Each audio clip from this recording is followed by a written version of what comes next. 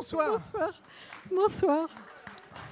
Bonsoir, bonsoir Anne. Bonsoir Emmanuel. Bonsoir à toutes et à tous. Et merci d'être venus si nombreux pour cet événement que nous savons vous appréciez particulièrement chaque année. Et votre présence en est la confirmation. Merci beaucoup. Merci. Et puis, donc, un petit retour en arrière pour ceux qui s'en souviennent. Donc, la soirée littéraire de l'année dernière faisait un petit clin d'œil aux années 70-80. L'année dernière, on était juste après une cyberattaque. On avait perdu tous nos outils, les ordinateurs, les souris, évidemment, la Wi-Fi et j'en passe. Alors, depuis avril 2024, on a pu récupérer tout ça petit à petit. Donc, on est prêt. On est prêt, même si, comme vous le voyez avec le décor derrière nous et la musique que vous venez d'entendre, on n'a pas encore tout à fait rattrapé notre décalage temporel. Et oui, et donc malgré ce décalage résiduel, rassurez-vous, donc la soirée fera la part belle ce soir aux parutions les plus récentes. Et non, on ne vous fera pas un retour sur les meilleures parutions de 1990. Non, c'est 2024. Alors la rentrée littéraire, vous le savez, votre présence le confirme, c'est un moment important, non seulement pour tous les professionnels du livre, mais aussi pour vous. Et même si le nombre de titres qui paraissent chaque année a tendance à baisser, on est passé de, si je me souviens bien, de 711 livres en 2010 à 459 en 2024. Voilà. 459 titres en 2024, ça reste quand même beaucoup. Et c'est pourquoi cette soirée littéraire a l'ambition de vous présenter des titres qui sortent un petit peu des circuits médiatiques et qui sont de véritables coups de cœur de nos lecteurs. Donc, on a un panel de lecteurs assez varié. Emmanuel, qui ce soir pour nous donner envie de lire? Voilà, et pour ce faire, nous avons la chance d'être très bien entourés avec les libraires de la ville d'Angoulême, que je vais vous demander d'accueillir chaleureusement. Nous vous demandons donc de réserver le meilleur accueil à Anaïs de l'Île aux Images. Anaïs de la librairie Cosmopolite, une autre Anaïs.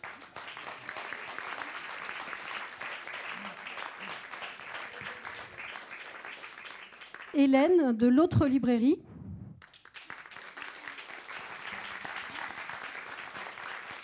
Éléonore de la librairie Manga 4.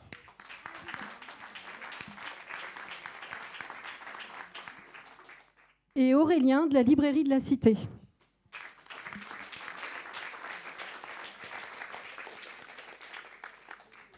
Alors, je remercie bien sûr les libraires, mais pour compléter l'équipe de lecteurs, nous ajoutons aussi les bibliothécaires. Donc, accueillons chaleureusement Charlène. Cyril. Laurie. Marion. Et Vanessa.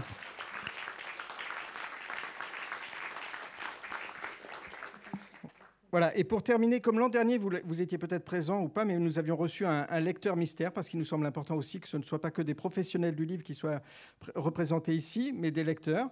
Et cette année, nous avons une lectrice mystère. Je vous demande d'accueillir Karine.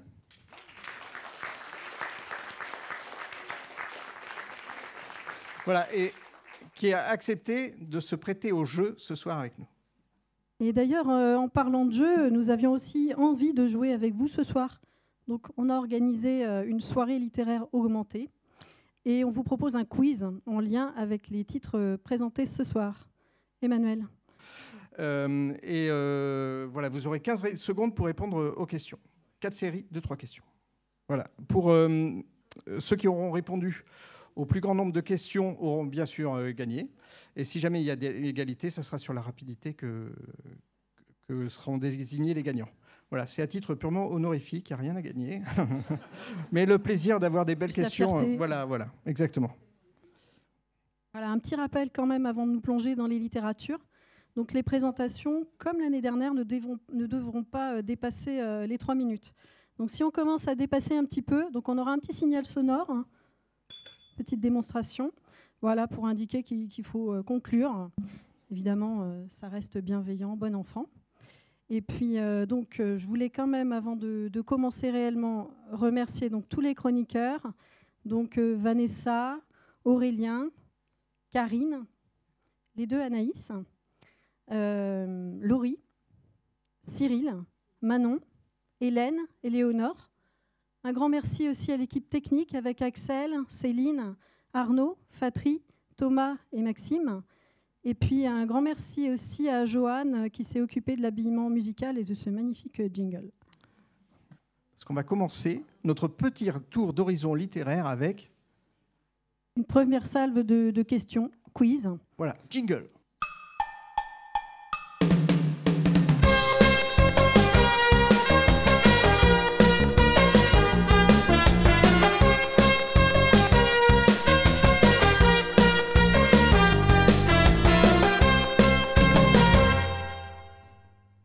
Vous êtes prêts? Donc on va commencer. Alors, à quelle série de livres appartiennent les titres « Le sorcier de la montagne de feu »,« Le manoir de l'enfer » ou « Le château des ténèbres » ? Réponse 1, Chair de poule. Réponse 2, Les annales du disque monde. Réponse 3, Les livres dont vous êtes le héros. Réponse 4, Fantomette. Vous avez 15 secondes.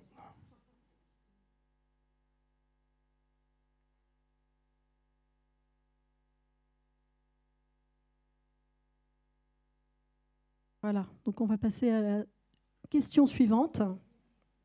Dans quel livre de Clémentine Mélois trouve-t-on des couvertures détournées de titres célèbres comme Moby Dick, Triste Sunlight des Tropiques ou encore Père et Gai? Alors, réponse 1, sans titre. Réponse 2, sans façon. Réponse 3, sans famille. Réponse 4, sans blague.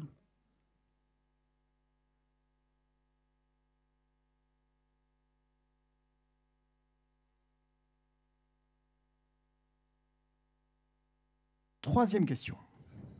Alors, troisième question. À quel genre associe-t-on les mangas ciblant un public féminin ou jeune? Alors, réponse 1, shoujo. Réponse 2, seinen. Je ne sais pas si je prononce bien. Et réponse 3, josei. 4 shonen. Ah pardon, et 4, shonen.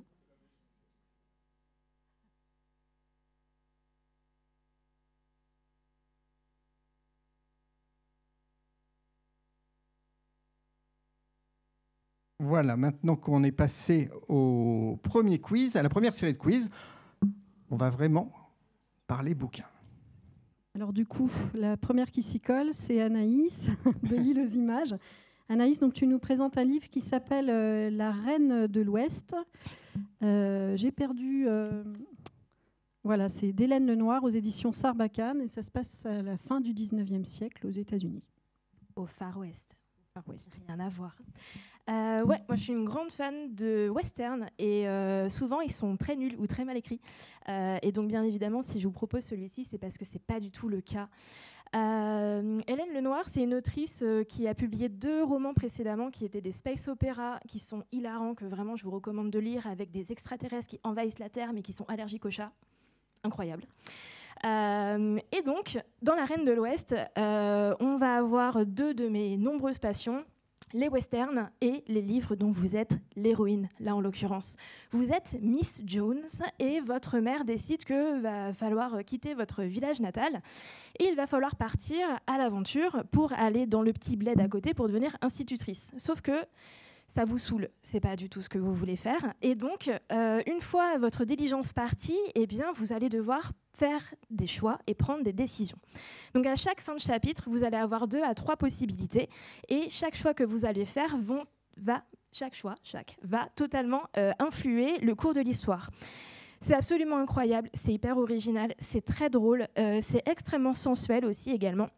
Vous avez à peu près une vingtaine de personnages à rencontrer que vous ne rencontrez pas dans tous les scénarios, donc il faut bien évidemment tous les faire pour rencontrer tout le monde. Chaque personnage ne va pas du tout avoir la même importance dans l'histoire ou le même rôle selon le scénario que vous allez faire, et vous allez pouvoir faire à peu près une dizaine de scénarios. Moi, j'en ai fait à peu près 5 parce qu'à un moment, il fallait que je continue à lire la rentrée littéraire. Mais je me suis retrouvée à être chamane, à être infirmière, à être hors-la-loi, à être bandit, shérif. J'ai fait tout un tas de choses absolument incroyables. Vraiment, je vous le recommande. C'est à mourir de rire. Et que vous aimiez ou pas le western, que vous aimiez ou pas les livres dont vous êtes l'héroïne ou le héros. Je vous invite vraiment à découvrir. C'est une expérience de lecture vraiment, vraiment unique. Merci. On va passer à l'équipe des bibliothécaires. avec, je sais que d'ailleurs que le titre dont on va parler a été aussi convoité par une autre librairie, et sans doute le sera-t-il pour vous aussi, un coup de cœur. Ce livre, c'est « Alors c'est bien » de Clémentine Mélois, et c'est Cyril qui nous le présente. Clémentine Mélois, c'est la fille de Bernard Mélois, un sculpteur dont le matériau de prédilection est la tôle émaillée de Récup. Et le livre retrace l'accompagnement de son père dans les derniers mois de sa vie, la préparation de son enterrement. Le récit alternant entre le parcours et les souvenirs qu'évoquent les éléments survenants, nous plongeant dans la vie de l'artiste et de sa famille par les yeux de sa fille. Les détails et les anecdotes sont fournis sur la vie du sculpteur, le capharnaüm de chez sa maison, et la jeunesse de sa fille, me faisant découvrir l'univers d'un artiste, chose qui m'était assez étrangère.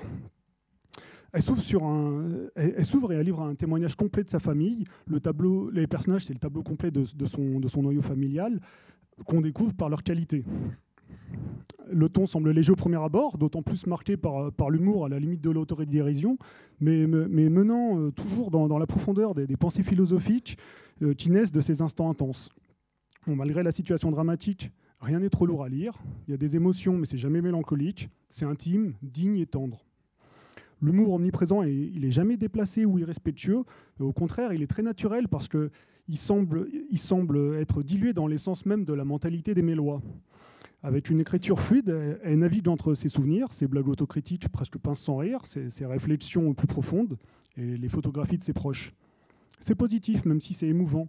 Le premier sujet du livre, c'est bien sûr son père, le lien qu'elle a avec lui et la fin de sa vie. Mais l'autrice, elle nous fait part en arrière-plan de sa façon de voir et d'aborder le monde et les événements de la vie par une philosophie de vie positive, bienveillante et artistique. Comme je l'ai dit, on y découvre la façon de vivre de son père, mais surtout ce qu'il lui a transmis. Et j'ai senti ce transfert de ces petites particularités d'artiste dont je parlais et dont elle a hérité. Malgré l'apparence improvisée et le décousu de chaque petit acte de leur vie, sur la longueur, on gagne du recul et on découvre alors que leur style de vie il a une cohérence, de l'homogénéité. Les Mélois ils donnent du sens à tous ces petits hasards en les liant par le processus créatif artistique. Je ne saurais pas dire si c'est les petites choses extraordinaires d'une vie ordinaire ou les petites choses ordinaires d'une vie extraordinaire. C'est une façon de vivre qui suit son propre mécanisme pour atteindre son propre résultat dans tous les aspects de la vie, même cette étape dramatique. Et le résultat, c'est précisément celui recherché par les artistes, la représentation du beau. Assez bizarrement, j'ai passé un bon moment avec la lecture de ce livre, alors que ça retrace un moment pénible pour elle. C'est sans doute parce qu'elle l'a écrit avec ce qui me semble être son approche sereine et rigolote de la vie, sans que ça enlève une once de la profondeur. Bon, et bien au-delà de l'humour agréable à lire, c'est au final un hommage touchant qui est peint de son père. Merci Cyril. C'était pile dans les temps. Alors maintenant, on va changer de genre puisqu'on va passer au manga avec Éléonore qui fait sa première participation à la soirée littéraire. Donc Éléonore, tu nous présentes My Love Story with Yamada Kun at level 999, je ne dirais pas en anglais. Je suis bien d'accord. Voilà. Alors, on va avoir une jolie histoire d'amour, presque de la tranche de vie, surtout si vous aimez les jeux vidéo, les MMORPG et la vie étudiante. On a une belle histoire qui a pour public les adolescents, voire les jeunes adultes, même s'il n'y a pas de contenu graphique. On a une jeune étudiante à la fac qui vient de se faire larguer de manière pas très cool par son petit ami avec qui elle jouait en ligne. Il préfère une autre fille qu'il a rencontrée en ligne et par désespoir, elle va passer des heures et des heures à jouer jusqu'à ce qu'elle rencontre quelqu'un de beaucoup plus fort qu'elle. Et les aléas de la vie vont faire qu'elle va le rencontrer dans la vraie vie aussi. Lui, il est très froid, il est très fort aux jeux vidéo. Et finalement, est-ce qu'ils ne vont pas avoir beaucoup plus à apprendre l'un de l'autre ? C'est une histoire très mignonne, sans prise de tête. Il y a un animé aussi qui est disponible avec une saison. Il n'y a qu'une saison pour le moment. Mais ça fait partie des petits plaisirs qui sortent de temps en temps et qu'on se met sous une couette à apprécier. C'est vraiment très chouette et très mignon. Merci. Ouais, on est vraiment parfaitement dans les temps, c'est super. L'auteur du livre dont nous allons parler à présent n'est pas un inconnu des rentrées littéraires. Il a même obtenu le fameux prestigieux prix Renaudot en 2017 pour la disparition de Joseph Mengele. Cet auteur, c'est donc Olivier Guèze, lequel vient de publier Mésopotamia, dont vous avez peut-être entendu parler. Et c'est Karine qui nous le présente. Alors, Mésopotamia, c'est une biographie. C'est la biographie d'une Anglaise, Gertrude Bell, qui est née en Angleterre en 1868 et décédée en Irak, à Bagdad, en 1926. En fait, elle est connue parce qu'elle est à l'origine de la création de l'Irak. Alors, Olivier Guèze, dans cette biographie, alterne deux types de chapitres. Un chapitre qui couvre les chapitres qui couvrent la période 1914-1921, qui est la date de la création de l'Irak, avec Gertrude Bell, mais en Mésopotamie. Et les autres chapitres, c'est l'histoire de Gertrude Bell, son enfance, son adolescence, son éducation. Parce que Gertrude, en fait, elle a eu une éducation victorienne. Elle faisait partie d'une famille très riche anglaise, la 6e fortune d'Angleterre. Et elle n'a pas du tout eu la vie pour laquelle elle était prédestinée. En fait, une femme d'une éducation victorienne, elle doit se marier avec un homme à peu près de son niveau statut social, voire supérieur, avoir des enfants. Elle doit être le pilier du cercle familial. Gertrude Bell, elle ne s'est jamais mariée, elle n'a jamais eu d'enfant. Elle est polyglotte, elle est diplômée d'Oxford. Elle a été journaliste, alpiniste, archéologue, espionne, diplomate. Et donc, c'est une féministe, mais en même temps avec beaucoup de paradoxes, enfin, je trouve. Dans les chapitres qui parlent de la création de l'Irak, en Mésopotamie, c'est des chapitres où il parle de la situation politique, géopolitique à cette période. C'est souvent passionnant, parce que c'est un vrai panier de crabes.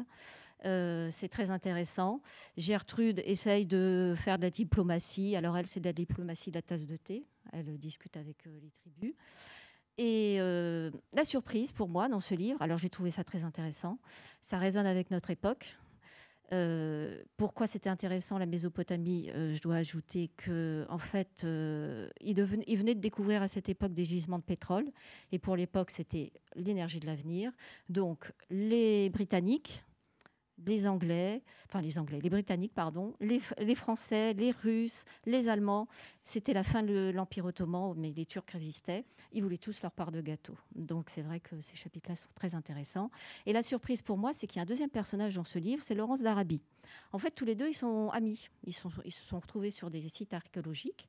Ils sont amis, je dirais, ils sont complices, compères. Ils sont du même moule. Mais ils ne fonctionnent pas de la même façon parce que Laurence d'Arabie, c'est avec le sabre et les tribus. Et puis Gertrude, c'est avec une tasse de thé. Voilà. Merci beaucoup, Karine. Merci. Donc maintenant, on va passer au tour d'Anaïs. Anaïs, tu nous présentes Un furieux silence de Charlotte Dordor. Il est question peut-être de secrets de famille, secrets d'enfance un peu enfouis. De secrets de famille, totalement. Donc, ce livre, c'est un livre à 4 voix. On va suivre donc une fratrie de 2 garçons et une fille, ainsi qu'une de leurs bonnes, Huguette. Donc, à travers leur voix, on va découvrir l'histoire d'une famille totalement dysfonctionnelle, avec un père violent, une mère qui est absente pour certains de ses enfants, et des enfants qui, eux, sont élevés par leurs bonnes. Je ne vais pas parler plus des bonnes parce que je ne veux pas vous spoiler. C'est un sujet très important dans la suite de l'histoire. Mais moi, je vais vous parler de Paul. Donc Paul, c'est le petit dernier de la fratrie. Donc c'est un des enfants qu'on va suivre. Mais lui, on va le suivre quand il a plus de 50 ans. Donc il a claqué la porte à ses 18 ans. Il est parti et il ne veut plus rien avoir à faire avec sa famille. Donc on suit son point de vue et on voit des choses totalement différentes que le point de vue de son autre frère et sa sœur, qui sont Henri et Françoise, et qui, eux, on suit quand ils sont enfants. Donc, à travers les yeux de Paul, on va découvrir les secrets de la famille qu'on n'arrive pas à expliquer quand on lit l'histoire du point de vue de son frère et de sa sœur. Et moi, il y a un sujet qui a été abordé que j'ai beaucoup aimé. C'est pas le sujet le plus important du livre, mais c'est le sujet qui m'a donné envie de vous présenter ce livre ce soir. Et c'est le fait que Paul n'arrive pas à mettre de mots sur ce qui se passe durant son enfance. Et des années plus tard, sa femme lui dit « pareil, sans vouloir vous en dire trop, sa femme lui dit « Mais Paul, telle personne de ta famille, elle avait telle maladie mentale. » Et Paul, il se dit « Ah d'accord. » Et là, il comprend toute son enfance. Et je trouve vraiment ça très important parce qu'encore aujourd'hui, il y a beaucoup de personnes qui pensent que les maladies mentales, c'est des sujets très tabous. Et que, je trouve que grâce à ce livre, mettre des mots dessus, ça nous permet de comprendre que c'est quelque chose de très important. Et c'est pas vraiment le sujet principal du livre, mais c'est moi le sujet qui m'a beaucoup plu. Et bon, après, je peux vous parler de la plume qui est bien sûr sublime. Tout le livre est un ascenseur émotionnel. Vous allez découvrir donc beaucoup de secrets. Et la couverture est sublime. C'est ce qui m'a fait aimer le livre dans un premier temps. C'est important aussi parfois, oui, effectivement. Merci Anaïs. Alors, on arrive au terme de notre première série. Et maintenant, on va passer à une deuxième série de questions pour le quiz. Jingle.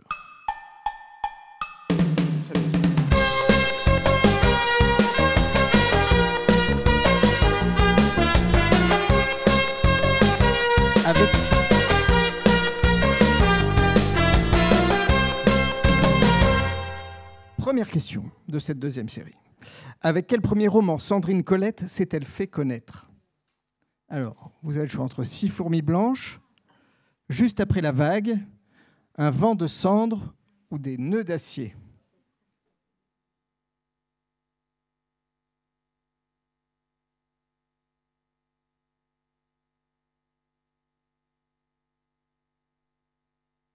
Quel est l'autre nom du rapport de Rome qui, publié en 1972, alerta sur les limites à la croissance? Le rapport du GIEC, le rapport Randers, le rapport Meadows ou le rapport de Brodeck?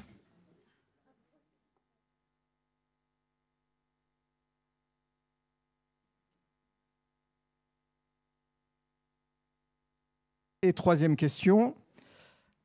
Quelle tête d'animal est Sa Majesté des mouches dans le roman éponyme de William Golding? Vous avez le choix entre une guêpe, un singe, une truite ou un éléphant. Voilà, je vais demander à Aurélien, je crois, et à Anaïs de Lieux Images de venir sur la scène. Voilà, et donc on va enchaîner avec la présentation des livres. J'ai envie de vous dire que ça doit vous faire peut-être pareil aussi, mais quand on aime un auteur ou une autrice, on est très impatient que le titre arrive.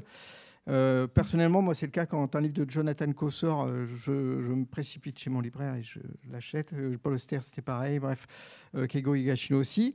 Et je crois que c'est la même chose avec Sandrine Colette, pour ma part. Mais ce n'est pas moi qui vous en parler ce soir de son dernier livre, Madeleine avant l'aube. C'est Marion qui va s'en charger. Bonsoir à tous. Je suis ravie de participer à Une famille en or, un rêve de gosse qui se concrétise. Juste lorsque je me suis engagée en fait à présenter un roman pour cette rentrée littéraire, j'ai eu un petit peu peur de ne pas tomber sur la pépite. Voilà, je ne me sentais pas de défendre quelque chose que je n'aurais aimé qu'à moitié. Et j'ai commencé 2 autres titres que j'avais présélectionnés. Et en fait, je me suis rendu compte qu'aucun ne retenait vraiment mon attention. Jusqu'à ce que je commence le Demain, Madeleine avant l'aube, excusez-moi, de Sandrine Colette. Et au bout de 2 chapitres, en fait, je me suis rendu compte que l'univers de ce livre, l'ambiance si particulière, m'habitait, me suivait dans mes tâches quotidiennes, au travail, chez moi. J'y pensais beaucoup.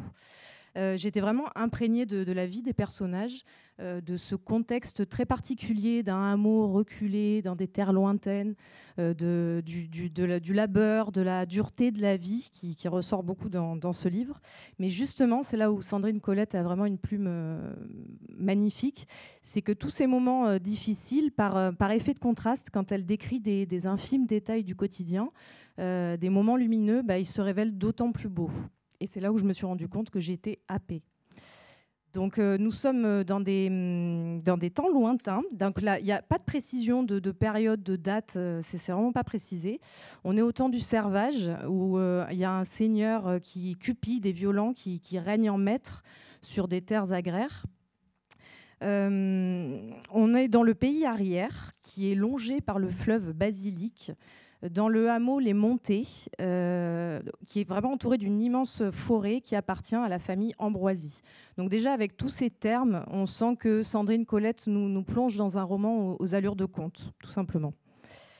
Là, je cite, « Nous, là-dedans, au bout des terres les plus lointaines, nous sommes immuables, telles les forêts anciennes qui nous entourent.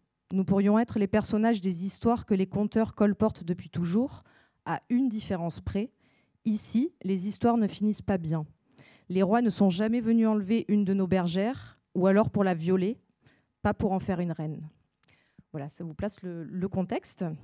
Et c'est là-dedans qu'intervient en fait Madeleine, qui est cette petite fille qui est une survivante d'un hiver meurtrier, d'une famine qui a fait des ravages, et qui est sauvée par Rose, la doyenne du village, la guérisseuse, qui est un personnage redouté et incontournable. Elle est sauvée tout d'abord par Rose, puis par l'amour des jumelles Ambre et Aélis, qui sont d'une beauté frappante, saisissante dans toute cette noirceur, qui sont très proches et très différentes. Et cette petite fille, Madeleine, avec sa force de vie, sa révolte, sa colère, sa rage, va complètement chambouler en fait le cours de la vie des familles de ce hameau, dont le destin semblait à la base tout tracé. Madeleine grandit au contact d'une nature intransigeante, et elle finit par gagner le cœur de tous les personnages de ce roman. Vraiment, c'est l'étincelle de vie, c'est la révolte qui vient tout chambouler, qui vient changer, qui vient réanimer l'espoir en fait, dans un contexte de noirceur. Voilà, Madeleine, c'est l'étincelle. Merci Marion.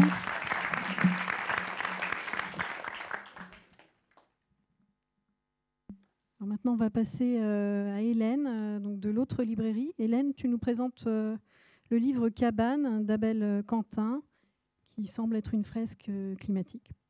Oui, donc il y a déjà beaucoup moins d'espoir que dans ce qu'on vient de nous présenter.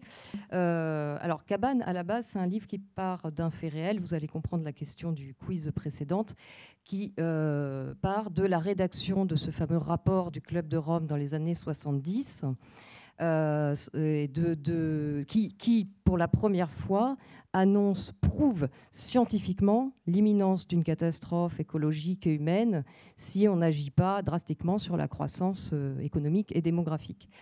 De ce point de départ réel, Abel Quentin, il va imaginer les 4 scientifiques chercheurs qui auraient écrit ce rapport. Donc là, les personnages sont complètement fictifs et il imagine leur destinée, puisque ce sont quand même les personnes qui, pour la première fois, ont la preuve que la fin de notre civilisation est imminente. Donc ils se retrouvent avec ce constat monumental, ils refont les calculs, on arrive d'ailleurs à comprendre presque quelque part, sans nous assommer de détails techniques, comment ils sont arrivés à ce résultat en agrégeant énormément de données différentes, c'est des mois, des années de travail. Ils ont ce constat monumental, ils vont évidemment alerter la planète, les gouvernements, les universités, les médias, et rien ne se passe, en fait. Ils continuent à alerter, ils sont de moins en moins invités jusqu'à être quasiment évités et à se retrouver être finalement des prophètes de malheur. Et comment on réagit dans ces cas-là? Et justement, on a 4 personnages qui vont tous réagir de façon très différente, certains à la recherche d'engagement, d'autres avec au contraire beaucoup de cynisme. Et ce qui est très très fort dans ce livre, c'est qu'on part de quelque chose d'extrêmement anxiogène, de malheureusement très actuel. Et Abel Quentin, il en fait un livre qui est éminemment divertissant, qui démontre le paradoxe de la société face à la question éthique et écologique, notre paradoxe à nous tous individus face à cette question. Et c'est pourtant un livre qui est très drôle aussi, qui est très mordant. Ces personnages, il ne les épargne pas. C'est pas un livre à héros, hein, clairement. Ils ont tous leur part d'ombre. Ça nous rappelle un petit peu, l'auteur, je pense qu'il s'amuse aussi un peu à nous rappeler qu'on a les plus grands mathématiciens de la planète, les plus grands physiciens, etc., mais que c'est des hommes comme les autres. Donc il va y avoir des histoires de rancœur, de jalousie qui sont très présentes. Vraiment, personne n'est épargné et tous les personnages sont bien campés. Il y a ces 4 scientifiques, mais il y a vraiment une myriade d'autres personnages secondaires qui sont tous très, très incarnés. Et il y a un basculement aussi, parce qu'on reste dans quelque chose de très réaliste, mais il y a un basculement à peu près au milieu du livre, où là on rentre quasiment dans du polar. C'est complètement inattendu. Il y a un journaliste, là la narration change, on a quelqu'un qui s'adresse directement au lecteur, un journaliste qui part à la recherche de l'un de ces 4 scientifiques dont on a un petit peu perdu la trace au départ, qui est un personnage plus mystérieux, voire plus mystique. Oh, je suis longue. Et donc voilà, on a ce basculement en polar au milieu du bouquin. Donc voilà, c'est toute la vie d'adulte de ces personnages qui est vraiment décrit avec énormément de subtilité, de finesse par rapport aussi à la description de la société. Et c'est un bon bouquin de 500 pages et je pense qu'il en fallait pas une de moins pour mener ce projet à bien.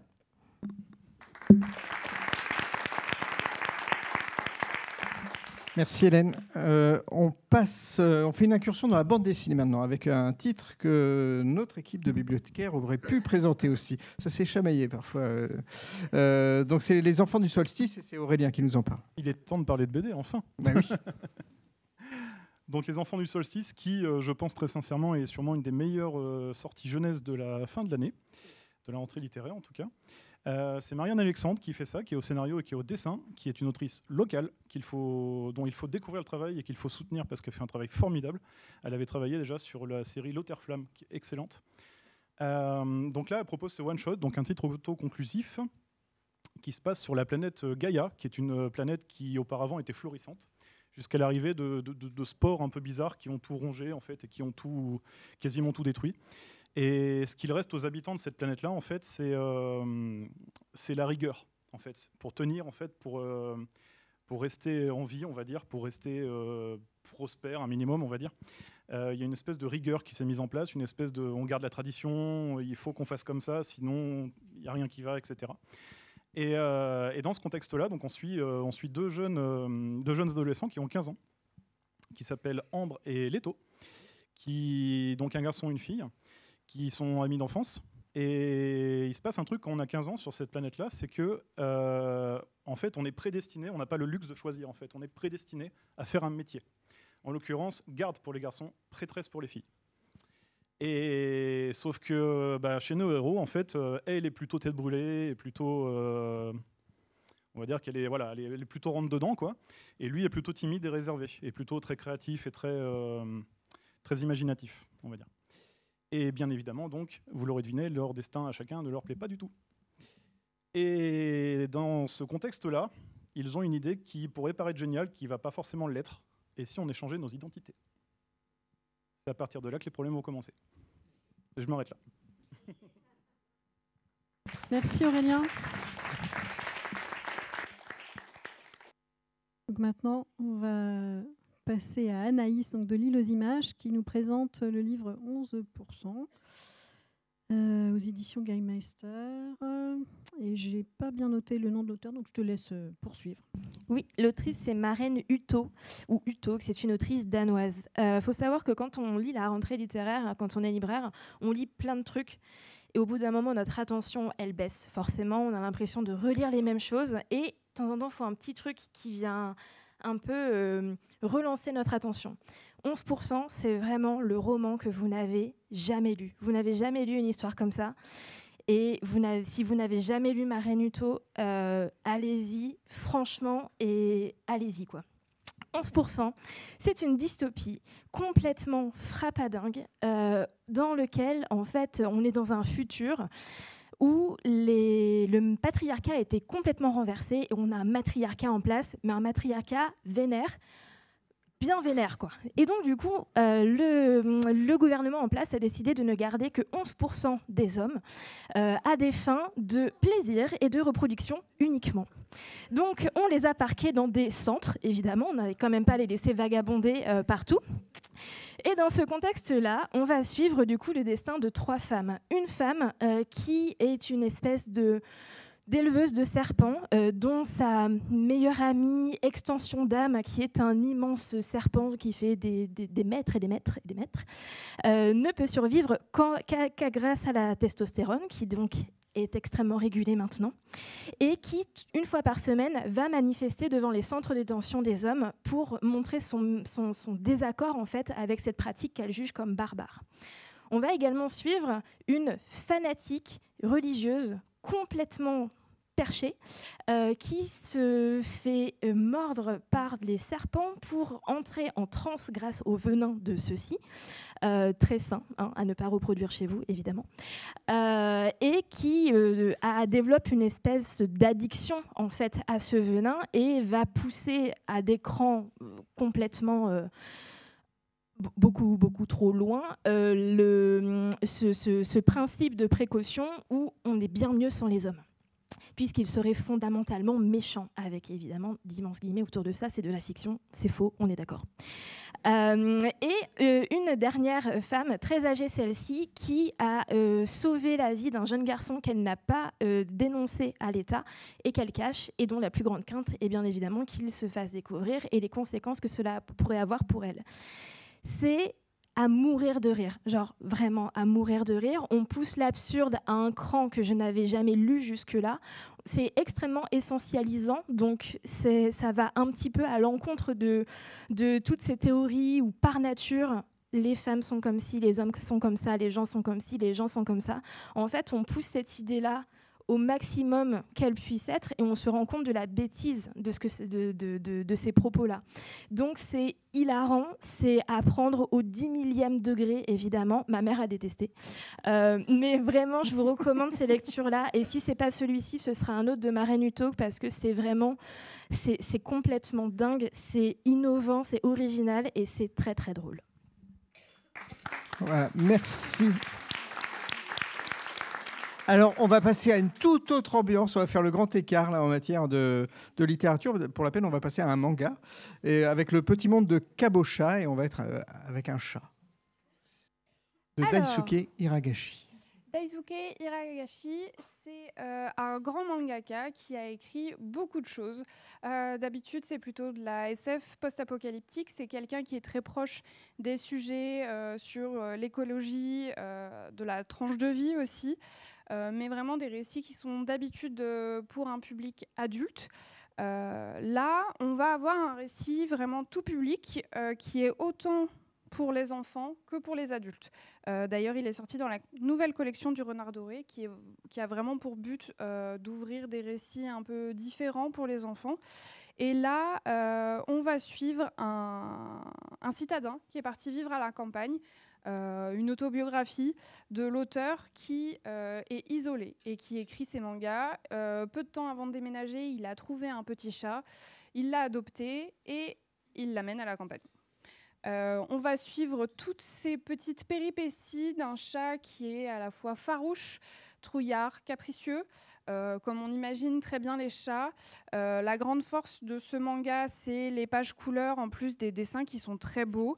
On a de la peinture, c'est de l'aquarelle, c'est magnifique.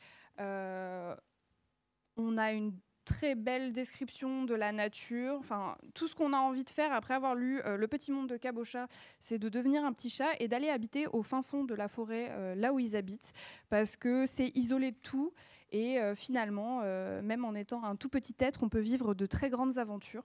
Donc c'est parfait pour passer un très bon moment.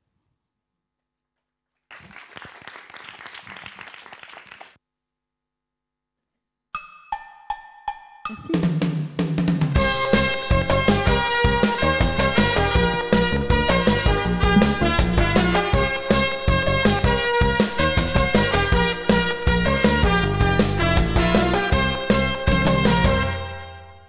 Quel est l'auteur qui s'est d'abord fait connaître pour ses polars et a obtenu le prix Goncourt avant d'être adapté au cinéma par Albert Dupontel? Donc Pierre Lemaitre, Franck Tilliez, Olivier Norek, Sébastien Japrisot.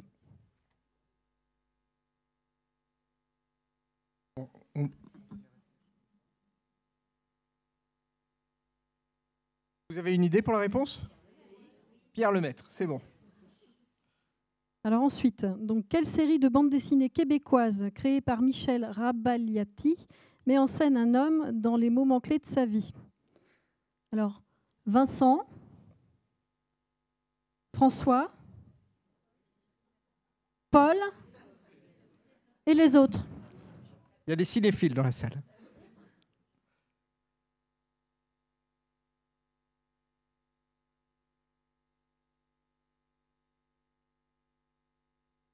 C'est Paul, effectivement. Bravo. Voilà, autre question. Dans la mythologie nordique, qui est le dieu de la mort? Hel,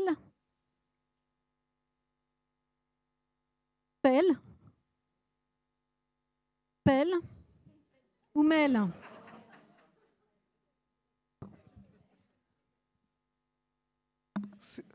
Par élimination, peut-être, vous pouvez trouver. Prochain titre, donc, qui est présenté par Karine, qui s'appelle Les guerriers de l'hiver, donc d'Olivier Norek, qui change de style, du coup, là où on l'attendrait plutôt sur un polar. Oui, voilà, c'est un roman historique. Voilà. Donc, il sort de sa zone de confort. Mais moi, j'aime bien quand les écrivains sortent de leur zone de confort. Ça me plaît toujours. Alors, ici, il retrace l'histoire de la guerre d'hiver. C'est une guerre qui a eu lieu entre la Finlande et l'Union soviétique entre novembre 1939 et mars 1940. Alors, sur le papier, ça devait se faire en quelques semaines, puisque la Finlande, à l'époque, avait la plus petite armée du monde, et l'Union soviétique, à l'époque, avait une armée hyper importante. Et en fait, ça ne s'est pas passé du tout comme ça. Alors, Olivier Norek débute son livre en août 1939. Il nous présente ses personnages. Et ces personnages sont une poignée de fermiers qui vont devenir des soldats finlandais à partir de la guerre. Et dans cette poignée de soldats, il y a un soldat en particulier qui est le héros du livre et qui est la raison pour laquelle, en fait, Olivier Norek a écrit ce livre. C'est un fermier qui est devenu un sniper redoutable qui s'appelle Simo. C'est un personnage réel, c'est un héros finlandais encore aujourd'hui qui est reconnu. Il a été en fait, il a tiré à tout. C'est un guerrier redoutable, voilà, un sniper, un tireur d'élite, c'est ce que je cherchais comme mot. Un tireur d'élite, il était craint des soldats soviétiques, il appelait la mort blanche ou le fantôme. Et c'est son histoire, en fait, à travers l'histoire de cette guerre. Alors, Olivier Norek, il est écrivain de romans policiers. Donc, je trouve que dans ce roman, qui est un roman historique, il y a du suspense. Il décrit très bien les scènes de guerre, les embuscades, les courses-poursuites. Mais ce n'est pas que ça. En fait, ce n'est pas une succession de scènes de guerre.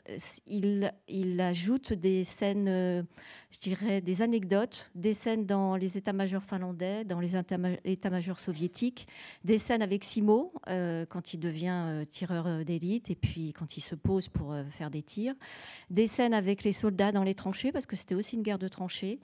Vous imaginez en Finlande, en plein hiver, il y avait du blizzard, des tempêtes de neige, il y a eu des températures jusqu'à moins 40, donc c'était effroyable.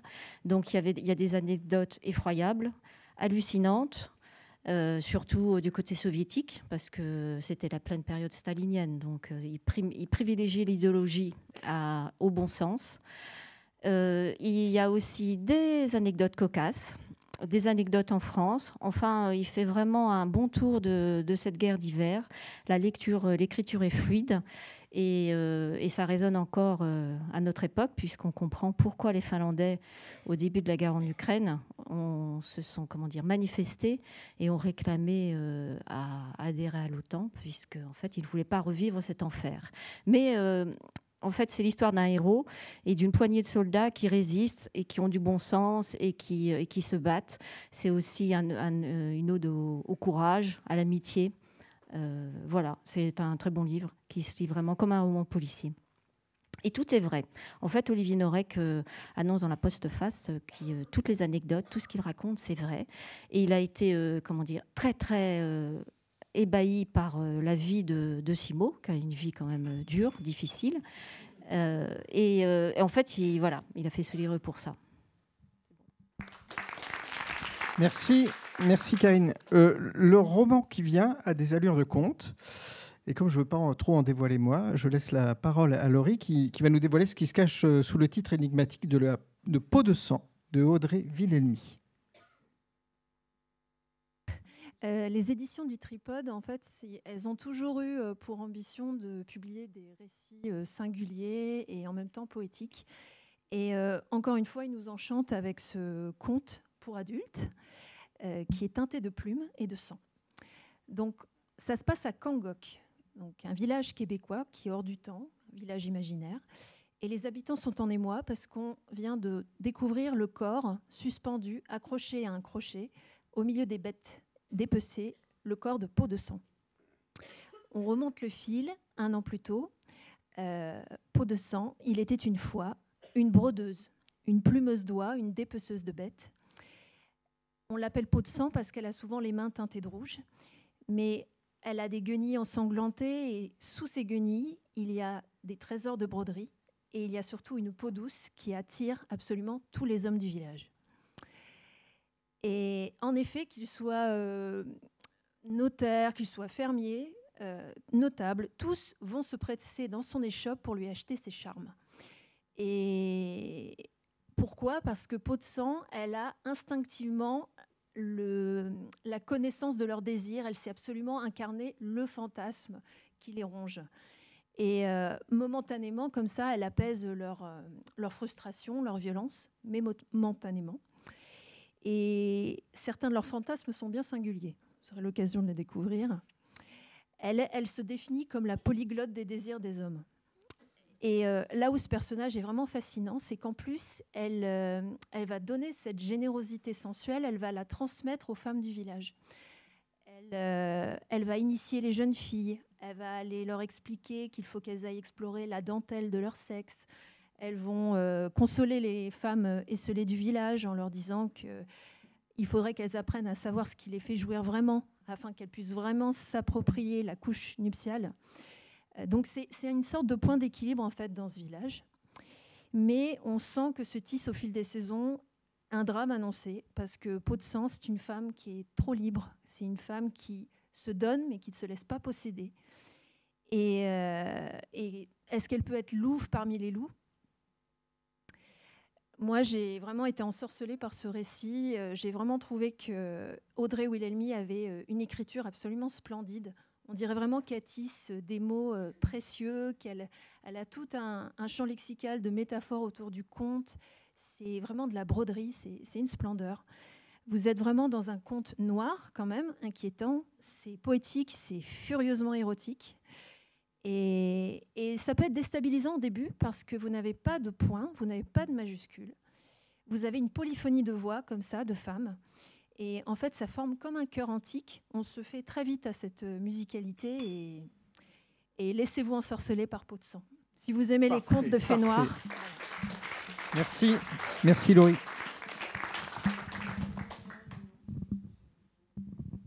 Donc on va passer maintenant à une présentation d'Aurélien. Tu nous présentes Sa Majesté des Mouches.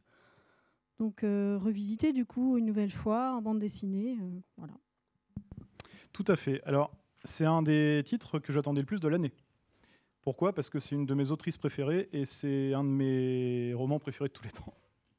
Donc forcément, j'attendais avec impatience. Je ne suis absolument pas déçu. Je l'ai déjà lu 2 fois.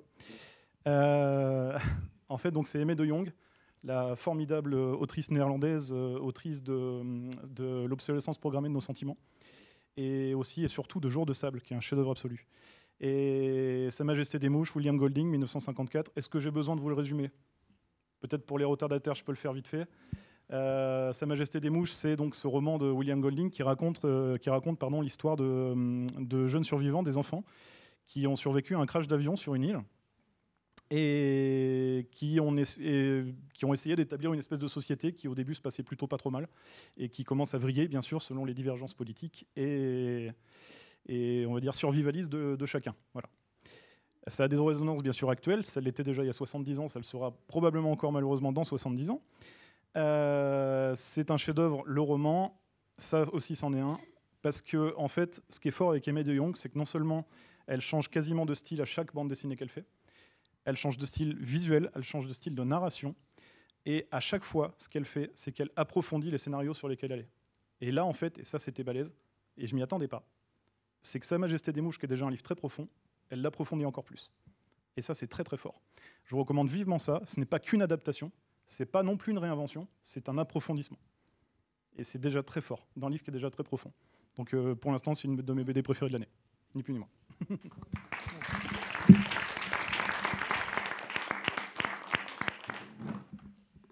Alors, merci Aurélien. Et je vous invite à démêler le vrai du faux avec Hélène, qui va nous parler des vérités parallèles.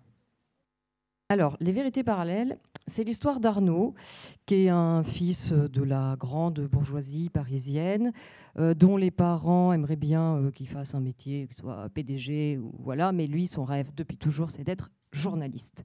Ce qui ne semble pas être assez bien pour ses parents. Mais il y arrive. Après ses études, il arrive très rapidement à se faire recruter dans un journal national prestigieux. Alors, il est débutant, donc on va le mettre au service du site internet. Il écrit des petites brèves, etc. C'est le petit nouveau. Mais quand même, assez vite, on va lui confier un petit article de société. Rien de très compliqué. Mais il doit pour ça aller interviewer les habitants d'une banlieue populaire d'Île-de-France. Or, Arnaud y va, et le problème, c'est que c'est un garçon très sérieux, il a une très belle plume, il écrit très bien, mais il est un peu timoré, pour ne pas dire franchement pleutre, en fait. Et il se retrouve tétanisé dans cette banlieue, alors qu'il n'est clairement pas son milieu social, incapable d'aller interviewer qui que ce soit. Même les mamans avec leurs poussettes lui font peur. Enfin, il est complètement bloqué. Donc, il essaie quand même d'écouter des bribes de conversation par-ci, par-là dans un café. Mais enfin, il reste quand même le moins de temps possible. Et il faut qu'il rende son article. Donc, il bidouille vraiment quelque chose avec 2-3 bribes de conversation en faisant croire qu'il a fait l'interview. Bon, il n'est pas très fier de lui, il a mauvaise conscience. Mais la mayonnaise, elle prend. Son article a plein de très bons commentaires, etc. Voilà, c'est plutôt un succès pour un débutant. Donc, on va lui en commander de plus en plus. Et puis, il va peu à peu, en travaillant toujours de cette façon-là, gravir les échelons jusqu'à arriver au sacro-saint service des grands reporters. Donc, vous imaginez que s'il a peur en Seine-Saint-Denis, quand il est en Syrie ou à la frontière mexicaine, il a le trouillomètre très, très haut. Donc, il continue, il trouve des infos sur Internet, il récolte des on-dit, etc. Il continue à bidouiller des articles jusqu'à même franchir un jour la ligne rouge d'inventer absolument tout de A à Z. Mais ce qui est inattendu, c'est que Arnaud, on s'y attache énormément en tant que lecteur. Pourtant, il triche, il ment, il a fait même dans sa vie, il a fait plutôt un mariage de raison, il n'a pas grand-chose d'attachant, mais finalement, il n'a jamais voulu cette situation. Et son seul tort, c'est d'avoir la trouille, en fait. Il s'embourbe évidemment dans ses mensonges. On sait bien que plus on avance dans le mensonge, plus c'est difficile d'avouer. Donc ça le ronge. Il a mauvaise conscience du début à la fin. Mais voilà, il est incapable d'avouer. Et forcément, avec une trame pareille, c'est un livre bourré de suspense. Comme on est attaché à lui, on est dans son camp. Et va-t-il se faire démasquer ou non, sachant qu'il y a évidemment son patron, à chaque fois qu'il convoque, il est assez pétrifié. Il y a ses collègues qui peuvent être un petit peu tatillons, des lecteurs du journal qui aiment bien aller croiser, vérifier l'info, sa famille, à qui il n'avoue rien. Donc voilà, il y a énormément de suspense et pas un temps mort. C'est un livre qui se dévore extrêmement rapidement. C'est super efficace, plein de suspense, avec quand même une profondeur, puisque ça nous questionne aussi à notre rapport à la vérité et à l'information.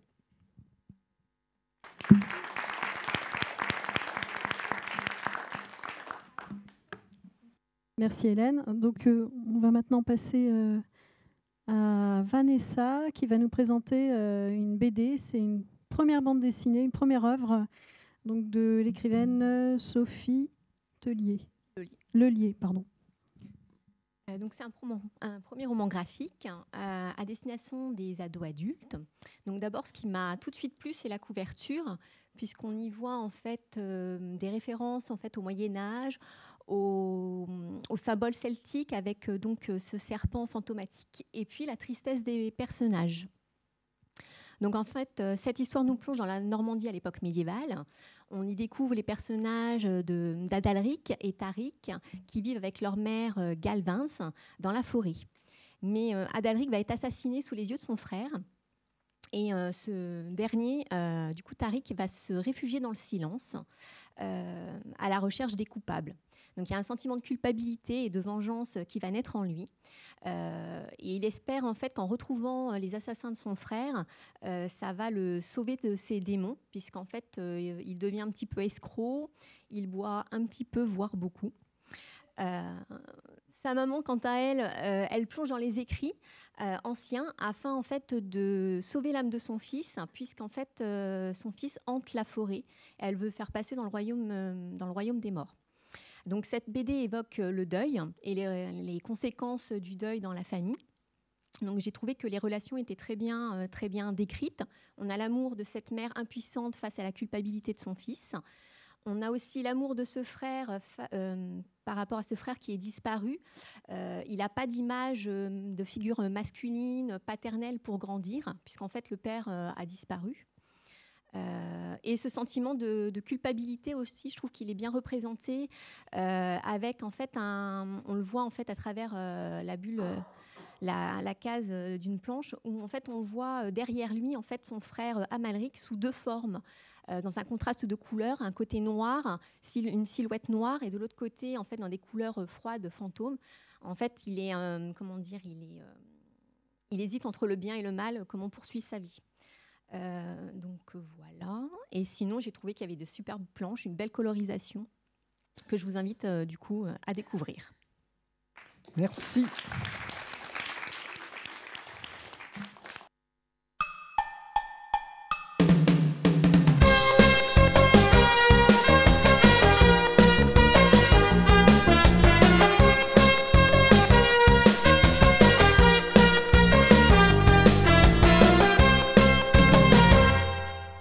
Voilà, quatrième série de questions et dernière série. Qui se cache quelles autrices célèbres se cachent derrière les noms de Currer Bell, Ellie Bell et Acton Bell? Est-ce qu'il s'agit des sœurs Kardashian, des sœurs Poliakoff, des sœurs Brontë ou des sœurs Williams?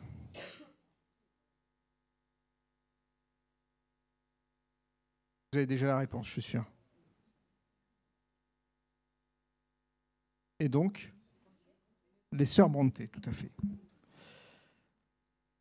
Deuxième question. Dans quel département des enfants réunionnais retirés de leurs parents ont-ils été transférés de force entre 1962 et 1984?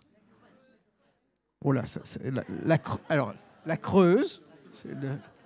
Donc, nous avions à choisir entre la Creuse, la Meuse, l'Eure ou le Gers. Bon, je crois que la Creuse, oui, c'était bien ça.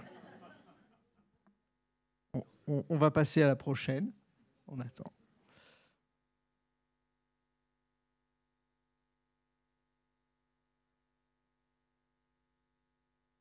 L'anorexie mentale est une thématique assez présente en littérature. Laquelle de ces autrices n'a pas traité de ce sujet? Vous avez le choix entre Amélie Nothomb, Virginie Despentes, Delphine de Vigan, Camille de Peretti. Ce n'est pas une question facile.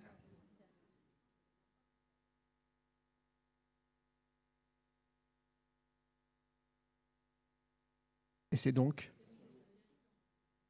Virginie Despentes. Voilà, on va maintenant passer au seul documentaire qui sera présenté ce soir. Et Charlène, vous avez vu, elle réagit tout de suite parce que c'est Charlène qui va vous le présenter. Voilà, ça va vous parler des...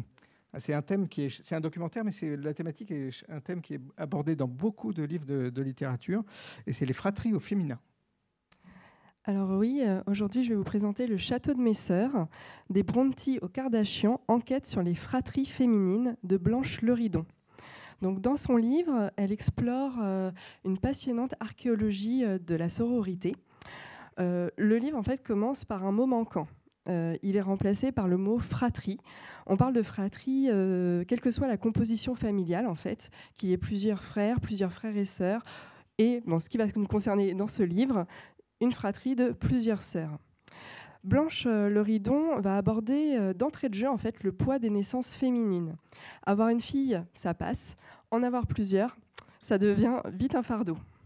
Donc, d'un point de vue historique, en fait, on en vient en fait, à la place et au rôle de la femme, de sa naissance à son vieillissement, dans le cadre familial, mais aussi quand elle est au pluriel, eh bien, sa dangerosité. Dès qu'une femme sort en fait, du schéma type d'épouse, de mère, elle devient vite marginale.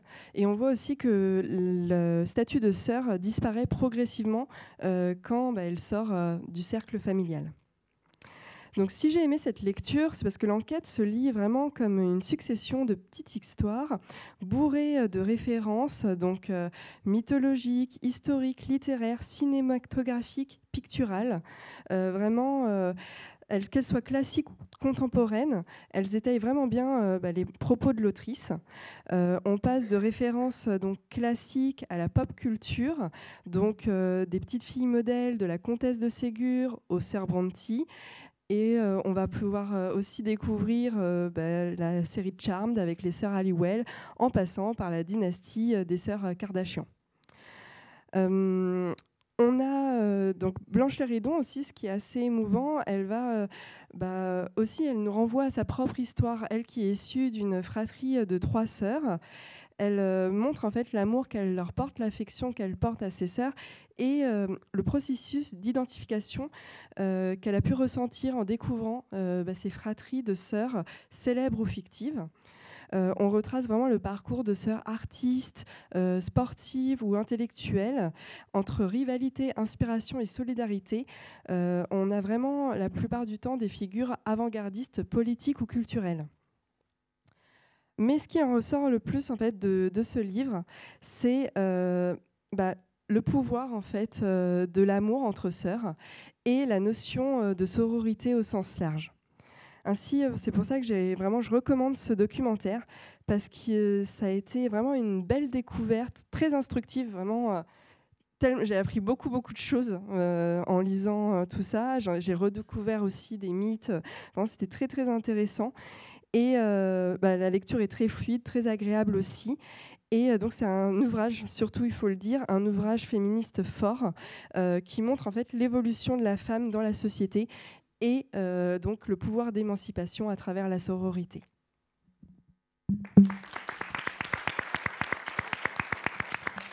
Merci Charlène.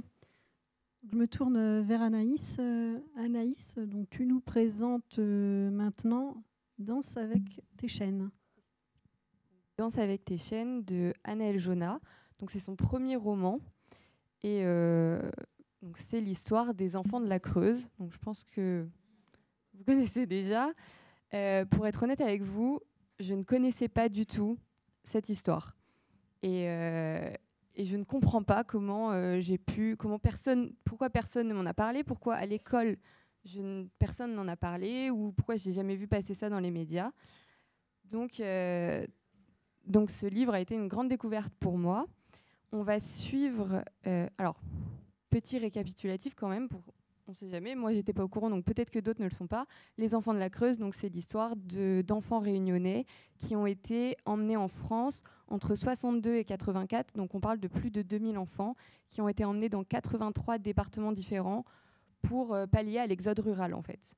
Et donc dans ce livre, on suit une fratrie de 4 enfants, Michel, Patricia, Marie-Thérèse et Joseph. Donc les 2 aînés, Michel et Patricia, ils sont tous les 2 envoyés dans des familles différentes. Et donc on suit Marie-Thérèse et Joseph qui sont envoyés dans la même famille et qui vont être maltraités en fait, mal nourris. Ils vont être envoyés à travailler dans la ferme. Donc eux, quand ils sont partis de la Réunion, on leur a dit vous allez aller en France, vous allez aller à l'école, vous allez pouvoir faire des études et plus tard peut-être trouver du travail. En fait non, ils sont arrivés et ils sont tombés de haut parce qu'on les a fait travailler et ils étaient seuls. Ils étaient, comme je l'ai dit, maltraités. En fait, c'était de l'esclavagisme tout simplement. Et donc on suit les histoires de ces 2 enfants dans leur enfance. Et en parallèle, on suit Marie-Thérèse. Donc c'est son point de vue. Toute l'histoire est de son point de vue pendant qu'elle est enfant. Et quand elle est adulte, il me semble qu'elle a un peu plus de 50 ans. Et elle revient à La Réunion pour la première fois de sa vie. Elle est accompagnée d'une personne. On ne sait pas qui c'est au début. Donc je vous laisserai découvrir quand vous lirez ce roman, parce qu'il faut lire ce roman. On va la suivre pendant son enfance. Elle va rencontrer d'autres personnes. Ils vont se faire un ami dans le village qui va devoir venir les voir en cachette. Mais elle va également rencontrer le fils des 2 personnes qui les ont adoptés, entre guillemets, qui est une personne assez importante dans ce récit. Et voilà, qu'est-ce que je peux vous dire de plus, à part que c'est très bien écrit et c'est son premier roman. D'ailleurs, il a été, comment on dit, il a fait partie Il était en lice pour le prix du premier roman. Il était en lice pour le prix du premier roman Angoulême, ce livre. Et donc, d'après ce que j'ai compris, ça a été très serré entre celui-ci et donc Tout le bruit du Guélis qui a gagné. Donc, c'est pour vous dire à quel point il est bien. L'écriture est sublime. Pour son premier roman, honnêtement, les 200 dernières pages, je me suis assise et je les ai terminées d'un coup. Je n'avais pas vu du tout le temps passer. C'était magnifiquement bien écrit. Et puis, c'est tellement un sujet important qu'il faut le lire, tout simplement. Merci Anaïs. Et nous arrivons presque au terme de cette soirée littéraire, de rentrée littéraire. Et c'est Anne, à côté de moi, qui va vous présenter un livre dont on commence beaucoup à parler, qui rencontre un certain succès, aussi bien auprès des médias, mais du public aussi. Il a remporté le prix Première Plume 2024, et c'est ton coup de cœur, Anne. Oui, alors mon coup de cœur, c'est Tombé du ciel d'Alice Develay, aux éditions L'Iconoclaste. Donc déjà, je vais parler brièvement de la maison d'édition, mais c'est une maison d'édition qui sort quand même depuis le début des textes très très forts. Donc cette année, c'est le Goncourt. Non, c'était 2023 le Goncourt. Voilà, Jean-Baptiste Andrea. Veiller sur elle.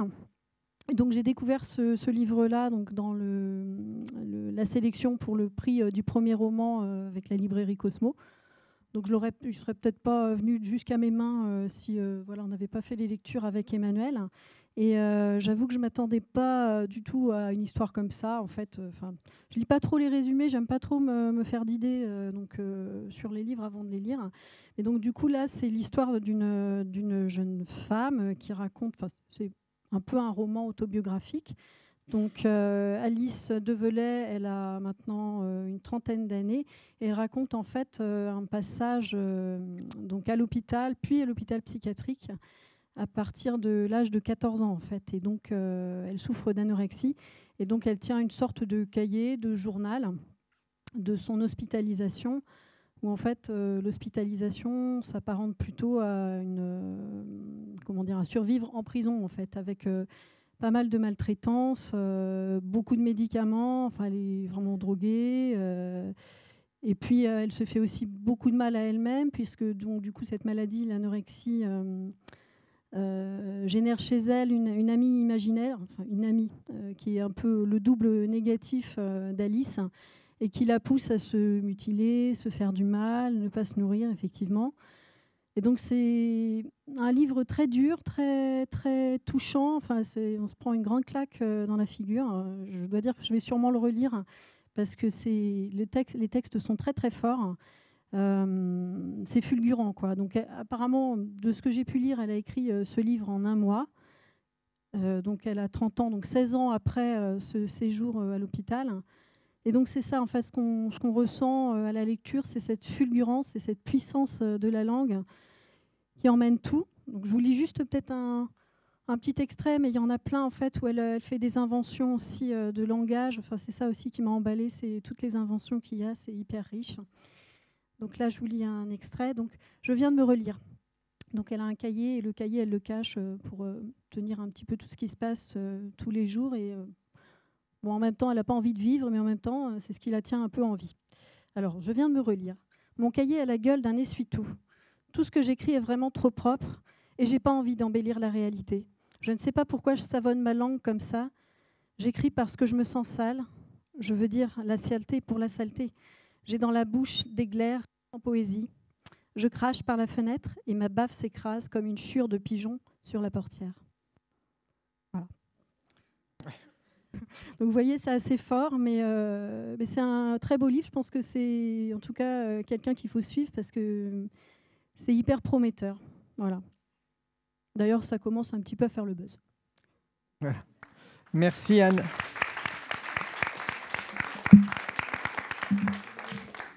Voilà, on a fait le tour de nos présentations. On vous remercie chaleureusement, encore une fois, d'être venus si nombreux. Comme on vous l'a dit en début d'émission, on peut se retrouver en haut. Les libraires vont vous proposer à la vente les titres qui ont été présentés ce soir, et je vous invite vraiment à vous rapprocher d'eux. Ils ont aussi amené d'autres coups de cœur qu'ils défendent au quotidien dans leur propre librairie. Et puis on poursuivra avec le verre de l'amitié, avec grand plaisir pour échanger ensemble. Merci à tous Merci pour votre attention. Merci à la régie encore une fois. À vous Cognac G, à vous les studios. Ouais, oui. Ah. Merci. C'est Axel.